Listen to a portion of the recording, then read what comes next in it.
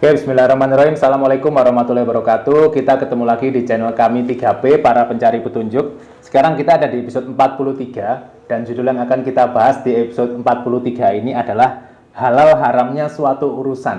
Nah, kenapa kita mengangkat judul ini? Karena halal haram ini jadi polemik juga di masyarakat, ya. Iya. Karena banyak yang menambahi dan banyak yang mengurangi.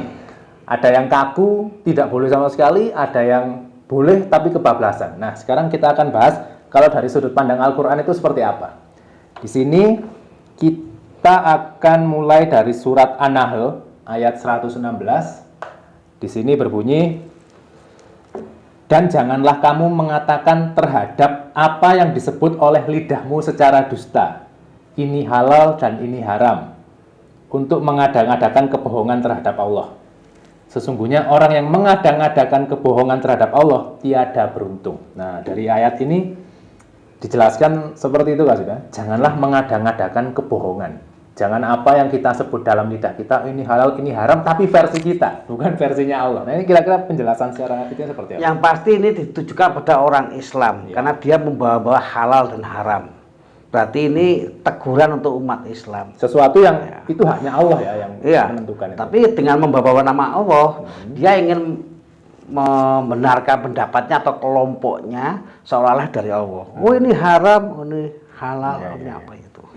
Kita sebagai umat Muslim itu harus menempatkan diri dan menempatkan posisi itu secara bijak. Jadi jangan terlalu nol, jangan terlalu satu, seperti yang di episode kita bahas kemarin. Contohnya seperti ini, polemik ya, ini yang sering terjadi di masyarakat. Contoh seperti musik itu haram. Kita sebagai umat Muslim, kalau mau dakwah ke anak muda yang masih digandrungi musik, kemudian ujuk-ujuk kita ngomong, musik itu haram, Islam ini diterima anak muda apa enggak?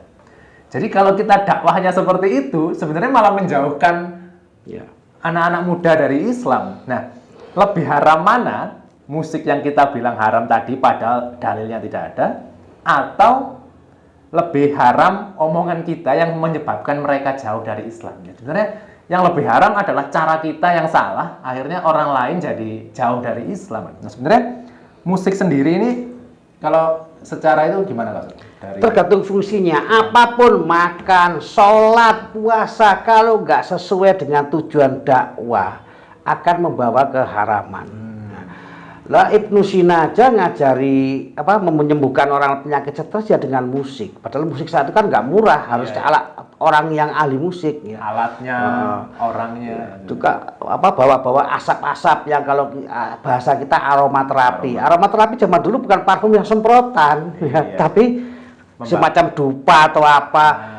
Beri ketenangan pada pasiennya gitu ya, jadi mereka bisa depresinya hilang. Nah, kalau kegunaannya itu ya gak masalah. Lain kalau musiknya liriknya sudah kotor ya, terus gerakannya, terus laki perempuan pakaian, ya haramnya itu kelakuannya. Sholat pun begitu, sholatnya benar, tapi sholat pada waktu tempat yang salah, di tengah pasar, sholat ya gak ada tempatnya, itu aja haram gitu ya. Jadi, puasa itu betulnya bagus, tapi kalau puasa hari raya kan haram. Nah, jadi tempatnya di mana, tujuannya apa? Ada fungsinya untuk apa dulu? Iya. Kemudian penempatan kita sebagai umat Muslim seperti apa? Jangan dikit-dikit mulut kita tadi ya, An-Nahl itu mengatakan dari lidahmu ini halal, ini haram versi kita. Itu jangan sampai kayak gitu, karena secara otomatis orang yang tidak suka dengan itu jadi jauh dari Islam, dan menurut kita lebih haraman dakwah dengan cara yang salah daripada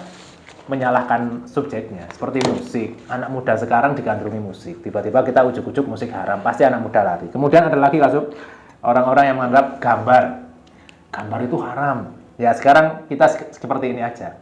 Solusi kita apa? Kadang orang itu hanya bisa mengharamkan, tapi tidak ada nggak punya solusi. Ya, sekarang kalau jangan beli di supermarket ini, tapi dianya nggak punya solusi. Nah, apakah bikin pasar? Enggak. Nabi aja awal-awal bikin masjid mesti dekat pasar. Kita cuma jangan, tapi apa solusinya? Terus juga contoh yang rame itu tiap tahun blenger sebenarnya saya tuh ya, muak sudah. Itu masalah Natal. Iya. Dari kita kecil sampai sekarang itu Aduh, terjadi. ini percuma nih ulama sekolah luar gitu tahun-tahun pulang cuma ngomongin Natal. Iya. Lihat Nabi gimana cara dia menghadapi non Muslim. Ini nanti ada ayatnya kita sebutkan, tapi sebelum itu kita bahas dulu yang tadi seperti musik, gambar. Sekarang gambar seperti di rumah sakit. Organ-organ tubuh yang gambar manusia, ada organnya, ada apa, mau diharamkan. Tapi orang Islam sendiri tidak punya solusi. Rumah sakit harus seperti apa, tidak ada. Ya kalau kita dakwah dengan cara gitu, ya jauh semua orang dari Islam gitu loh. Ya itu kan contoh pertama ya, apa namanya, Abdullah bin Zubair. Waktu bikin dinar pertama kali dalam dunia Islam. Itu. Dia bahkan pakai gambar penuh itu, gambarnya Nabi Musa bawa tongkat nyebrang Laut Merah. Itu kepala sampai kaki kelihatan. Kalau nggak pakai gitu, orang nggak mau pakai uang. Ya, karena Abdullah bin Zubair perebutan kekuasaan dengan Bani Umayyah, siapa namanya saya lupa, kalah. Akhirnya si Bani Umayyah tadi, Abdul Rahman atau siapa saya lupa namanya ya, itu ya bikin juga wajahnya digambar di dinar. Nah, kalau nggak gitu nggak laku, karena ketentuan internasional saat itu dinar itu untuk sah tidaknya harus bergambar biasanya kepala negara. Waktu itu Abdul Malik kalau nggak salah saya lupa. Jadi dinar pertama umat Islam itu dua-duanya gambar manusia. Ada gambarnya. Malah Nabi Musa penuh. Ya? Kalau mau haramkan silakan haramkan yang itu juga. Jadi kita sebagai umat Islam kalau ada beberapa orang kaku ini bilang, oh ini ada dalilnya, kita bawa Qurannya, bukan dalil lagi, ini Quran, bukan hadis, bukan apa ya. Kemudian ada lagi patung. Ya memang kalau tujuannya untuk disembah jelas haram. Cuma seperti di rumah sakit patung tengkorak untuk menjelaskan paru-paru sebelah mana. Kalau tidak pakai patung pakai apa? Kemudian itu tadi ucapan selamat Natal nanti kita bahas ada ayatnya. Kemudian mata uang. Mata uang karena yang diterima orang masyarakat ya harus saat itu harus ada simbol itu karena cap resmi dari sebuah negara itu harus ada simbol gambar lah. Saat itu dua dinar pertama umat Islam mau nggak mau pakai gambar. Selanjutnya setelah dikenal kita punya dinar ya nggak pakai gambar lagi. Nanti ada fungsinya untuk apa? Situasinya bagaimana? Nggak semua gambar haram. Betul tergantung. Ya jadi kita sebagai umat Islam tidak boleh kaku menghadapi sesuatu karena kalau di Al-Quran sudah tidak dijelaskan masalah gambar atau apa ya sudah. Jangan mengada-ngadakan dalam lidahmu ini halal, ini haram. Semua tergantung fungsinya. Fungsinya dulu. Air putih kita minum 1 hari 1 galon, kita itu mati. Karena kebanyakan air. Apa air itu haram kalau kita sampai mati? Ya enggak. Pisau kalau yang megang koki itu jadi masakan yang lezat. Kalau yang megang pembunuh jadi buat alat untuk membunuh. Apa pisaunya haram? Ya tergantung pemakaiannya. Sama seperti perbuatannya, bukan bendanya. Sama seperti yang kita itu tadi musik, gambar dan seterusnya. Kemudian ini karena tadi kita bahas masalah Natal ya. Walaupun Natalnya sudah lewat tapi insya Allah tiap tahun muncul lagi itu. Ada dua kelompok yang berbeda ya. Ini ada di surat At-Taubah. Surat At-Taubah ayat 6. Di sini dijelaskan, silakan dibuka sendiri Al-Qur'annya ya.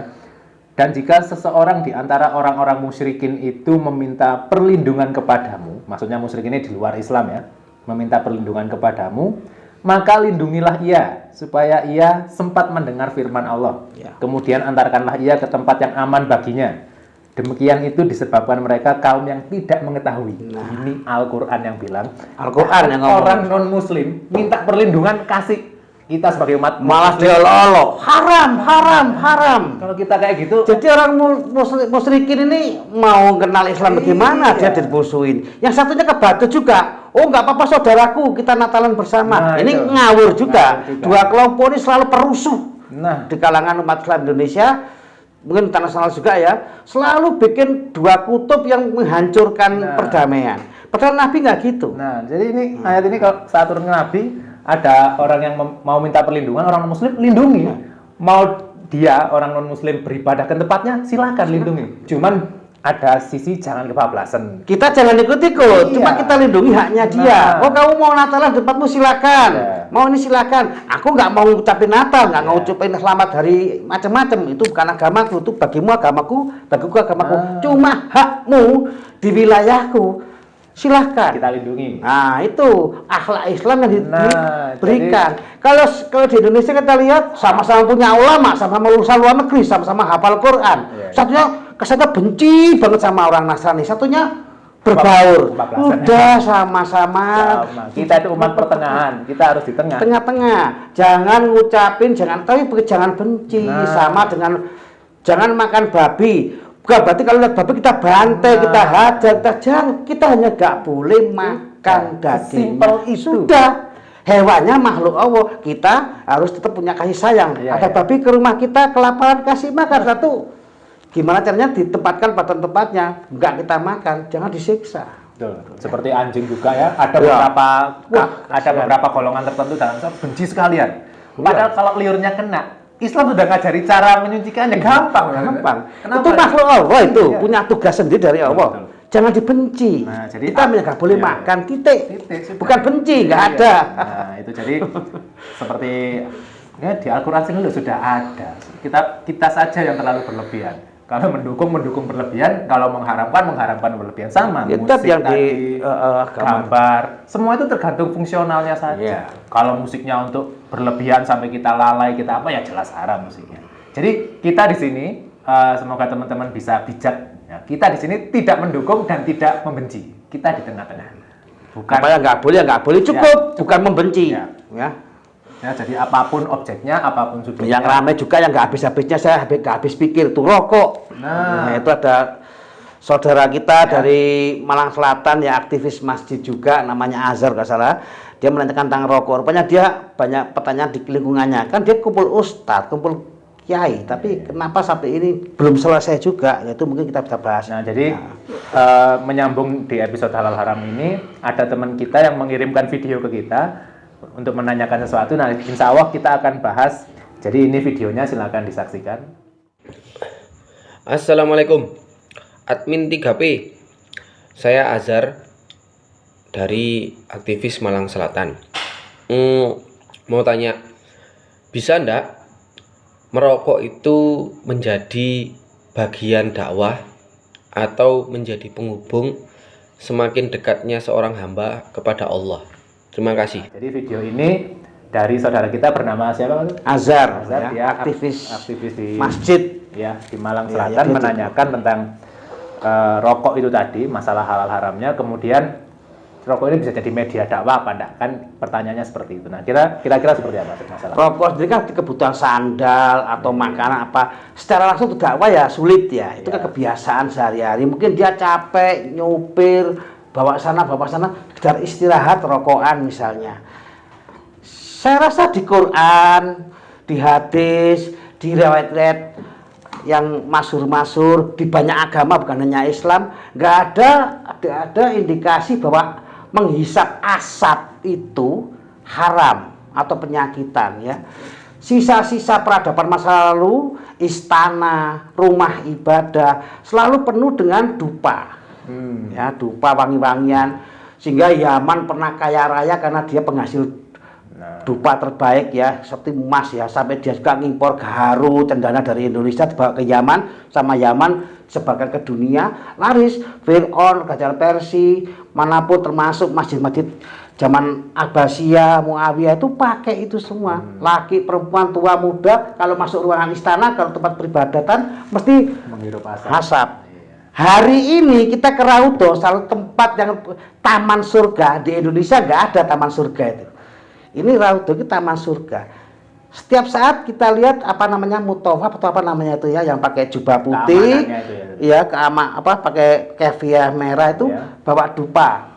Itu askar itu yang jaga itu biasanya kadang antri kadang apa, dihentikan dulu, dia raup, dia ambil, bau ini asap, terus dia berdoa. Artinya apa? Si askar tahu kalau mau menghadap Allah, berwangi-wangilah diri. Tubuhnya menghirup asap ya, hidungnya apa, terus tubuhnya dikasih asap semua. Tiap hari ada. Ya itu, mengharapkan. Nggak ada yang mengharamkan, nggak ada yang penyakitan. Kita itu di umat Islam sekarang itu dikasih isu kecil, sudah sibuk di situ. Nah itu kenapa? Karena WHO tahun 80-an ngomong rokok itu haram. Tiba-tiba semua umat, banyak ya, nggak semua ya, sebagian besar ulama di Indonesia ikut mengharamkan fatwa WHO. Bukan fatwa Allah ya. Bukan Quran, bukan hadis, bukan riwayat-riwayat yang ada, WHO. yang dijadikan maha benar ya, kitab sucinya haram, sampai ada ormas yang mengharamkan itu. Tetapi minuman energi yang impor-impor itu ya, yang banyak bukti menimbulkan penyakit, ginjal rusak, lever rusak, mati, yang katanya suplemen berapa itu, banyak menimbulkan kematian. Hari ini nggak pernah saya dengar ada ormas atau ulama yang cukup banyak haram, nggak ada. Iya. Kalau rokok karena WHO ngomong haram, haram. Jadi modelnya umat-umat sekarang itu gampang ditipu sama isu ya. Ada yang kecil apa sibuk di sana. Ya sekarang berimannya pada WHO kok. Coba COVID itu. Iya. COVID, jadi vaksin banyak orang mati kena vaksin, termasuk dokter mati kena vaksin, bukan kena COVID-nya, kena vaksinnya. Tapi adakah yang mengharamkan? Silakan ditelaah. Masjid sendiri tutup jam 8 demi beriman kepada WHO, bukan pada Quran. Pada rukun iman itu mau nggak mau yang ngaku Islam ataupun mazhabnya harus beriman pada Quran. Fakta yang ada kita beriman pada WHO. WHO bilang haram, kita haramkan. WHO nggak ngomong haram, enggak. WHO ngomong itu sunnah, kita pun ikut menyebarkan. Ayo masjid 8 tutup, ada COVID, ada apa, ada apa. Jarak. Ini Tuhannya banyak. Kalau ibadah salat sama Allah, tapi kalau peraturan kehidupan sama WHO dan sejenisnya. Dan ini mau mati mau muslim apa musyrik saya nggak tahu kalau gini ya. Jadi silakan dengan semua data yang ada silakan ditelaah sendiri, pakai hati ya, jangan pakai nafsu. Kalau pakai nafsu selalu cari celahnya kan sudah. Oh, tapi kan ada ininya selalu pakai. Coba pakai hati, kita telaah apakah sudah benar kita beriman itu sama Allah saja. Karena syahadat itu ya, satu-satunya Tuhan adalah Allah, bukan WHO, bukan bos, bukan ini, bukan hanya Allah. Jadi kalau mau beriman sama Allah ya pakai caranya Allah, jangan pakai caranya yang lo boleh kita taat WHO, taat ini selama tidak bertentangan dengan Quran.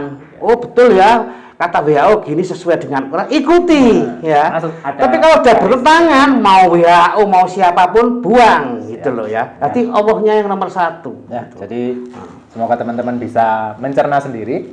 Terima kasih untuk Mas Azhar atas videonya. Nanti teman-teman bisa, nanti kita cantumkan nomor kita di layar. Teman-teman bisa mengirim video, mungkin ada pertanyaan, tapi mohon maaf pertanyaannya kita pilah-pilah dulu ya yang sesuai dengan. Tapi ini saya jelaskan nanti ya, bukan berarti saya menghalalkan ayo ngerokok ya, jangan tetap ya. Seperti tadi kita bilang musik bukan berarti silakan bermusik bukan, jangan ya.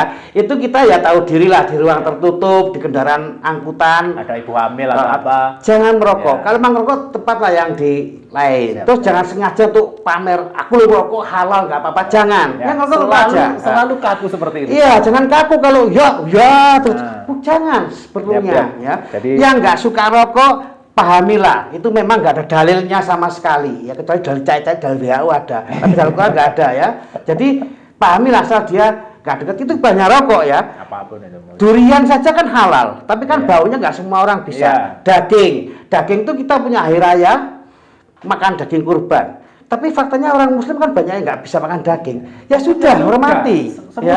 Jangan diharamkan. Jadi, banyak hal lah ya. Kesimpulan yang bisa kita ambil di sini adalah halal haram itu haknya Allah saja. Ya, sudah betul. Allah tulis dalam Al-Quran dan keterangan-keterangan yang ada sebagai penyempurna. Dan kita sendiri di ayat ini ya, jangan melawan ayat Al-Quran dengan hadis bawahnya, dengan apalagi dengan WHO, dengan apa itu lebih dengan ADART kadang-kadang itu ya. Masa ayat dilawan dengan sudah ADART? jelas ayat Al-Quran bilang jangan dalam ucapkan dari lidahmu ini halal ini haram, tapi sesuai nafsu kita sendiri. Sudah, kalau tidak suka ya sudah, jangan mengharamkan.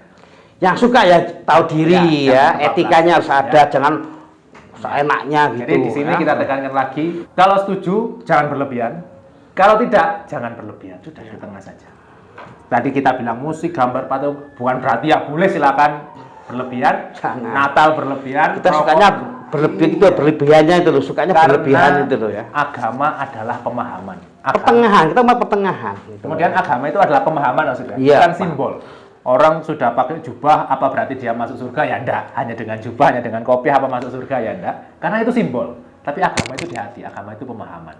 Yang pemahaman untuk mengikuti perintah Allah. Itu orang kafir Quraisy yang menghormati Nabi Ibrahim, yang menyembah Allah, Ismail, yang memuliakan Ka'bah. Tapi apakah dia Muslim? Ya, betul. Ya, mereka. Ya, kira-kira seperti itu. Silakan untuk teman-teman yang mau mengirim video, kira-kira durasinya 1 menit atau 2 menit ya, saudara. Jangan. Kemudian nanti insya Allah kita pilih juga yang kita bahas sesuai judul kita tampilkan di episode-episode berikutnya. Ya, terus saksikan episode-episode sebelumnya karena pembahasan kita menyambung antara satu dengan yang lain. Silakan di-share jika memang bermanfaat, karena bagi kami dakwah itu bukan apa yang mau didengar oleh orang-orang, tapi apa yang harus disampaikan. Ya. Allah Suka nggak suka ya itu. Allah bilang apa dalam Al-Qur'an yang kita sampaikan. Ya. Bukan versinya saya mau ini, saya mau itu. Nah, ya, kira-kira seperti itu. Kurang lebihnya mohon maaf.